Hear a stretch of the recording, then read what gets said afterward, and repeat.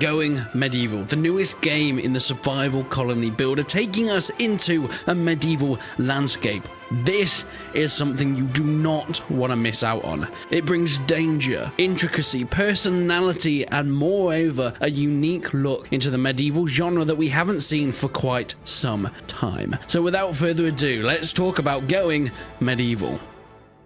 Have you ever played Rimworld? I can say personally that Rimworld is one of my top 10 games of all time and one of the top 5 strategy games. I guess you can kind of calling it strategy, but rather than a real-time strategy, it's more of a colony strategy. It is very much a hardcore-based survival, bringing people together with different attributes, personalities, and of course, different ways of life, tying together in order to create a unique and immersive storyline. Rimworld is a fantastic game, and you might be wondering why I'm talking about that and not Going Medieval. Well, if you've ever played the game Rimworld, you will definitely know how Going Medieval starts about, because they are almost identical on the surface. Of course, as you go much deeper into it, Going Medieval offers some more unique experiences when it comes to survival builders, and that's mostly down to the fact that it is set in this medieval world. Going Medieval has been incredibly inspired by Rimworld, as you'll see throughout this video. But you start off choosing your colony. How hardcore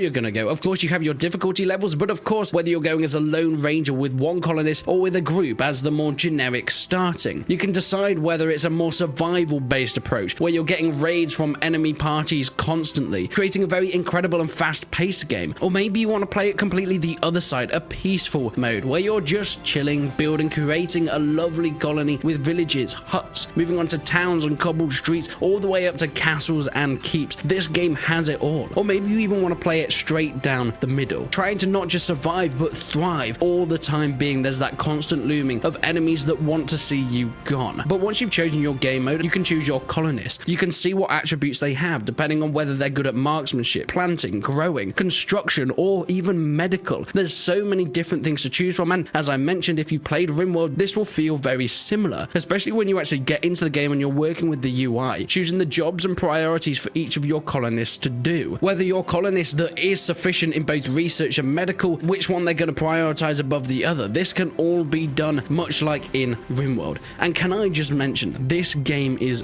beautiful. It has that voxel-based aesthetic that we've seen in, well, it seems to be very popular at the moment. Games like Valheim have really popularized it in the last few months, and now we have Going Medieval. Now you might be wondering, Resonant, okay, I get it. It's very similar to Rimworld, but in a medieval setting. What makes this different? Well, that medieval setting does something special. The very early game is something that you would expect and you would have played before in other games, because of course Rimworld, you start in a very basic tribal setting with spears and bows and things like that, which is quite similar to how this game starts. However, as you advance through the ages, as you research new technologies, Going Medieval gives you that option to go smithing, building weapons, smelting swords, spears, building bows, and then even catapults, trebuchets that then can be used to siege other castles. Enemies will constantly be coming at you. In my game very early on, I was playing on the hardest difficulty, I got an event that rose up. Some villager was lost. They had escaped from their captors and they were running away. I could choose to accept them and they joined my colony. However, the enemies wouldn't be soon behind them. Now, of course, I could just say, no, we don't want you here and carry on being safe, but that is not the way we were gonna do it. I let them come in, and of course, the enemies soon raided me. I managed to put up some defenses, but it was very early on in the game, so I was taken out. Fortunately, the game was kind to me because it was very early on. It let me carry on. My colonist healed up and we could carry on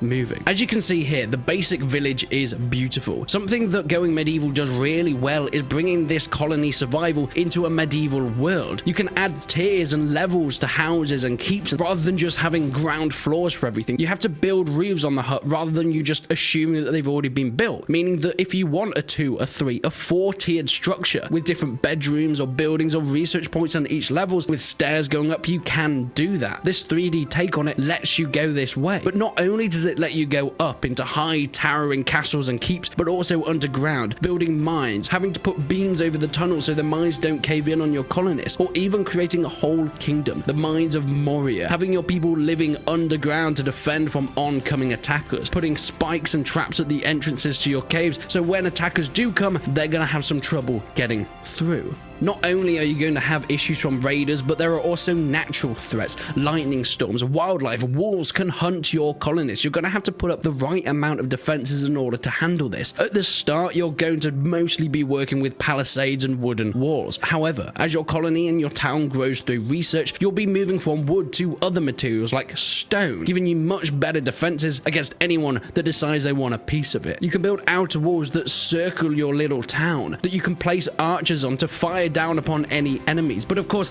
as your walls get bigger, the enemy's siege weaponry gets bigger, and they will come, so be prepared. The thing about going medieval is it's hard to cover in one video. You see, I like doing these commentaries, giving my initial thoughts and almost a review, but not exactly. However, going medieval is different because it is so in-depth. It's like trying to make a one video overview of Minecraft. It's just not possible, and I think this is quite similar, and because of this I am going to be starting a let's play on going medieval. I think this has so much potential and so much depth, and whilst it isn't quite as deep as something like Rimworld at this point, it's been out for 4 days. Rimworld has had years, and I can't wait to delve deeper into what this game has to offer. I've only really experienced the starting towns and villages, growing up some palisades, but I've seen the builds people have been doing, going to full castles and keeps and defending from massive armies in a full medieval colony survival. This game is something special, and this is the way I think a lot of games are going. Going medieval is very similar to Rimworld, as I mentioned so many times throughout this video, but it's not a rip-off. It's almost a homage. It takes the best bits and the inspiration, and trust me, a lot of inspiration from that game, but puts it into its own setting, gives it its own twist, makes it its own game, and I think that is so important, and that's what going medieval has done. At this moment in time, it has been very well received by a lot of people, and I think you'll understand why by just watching some of my gameplay and some of the trailers that I've been putting throughout this video. It is so in-depth and so detailed that there's so much more to discover, and I will be doing that in future videos. So if you haven't already, please subscribe to the channel, and I'll be sure to bring that content as soon as possible. But leave a like on the video if you enjoyed it, leave a dislike if you didn't. But until then, I will see you in the next one.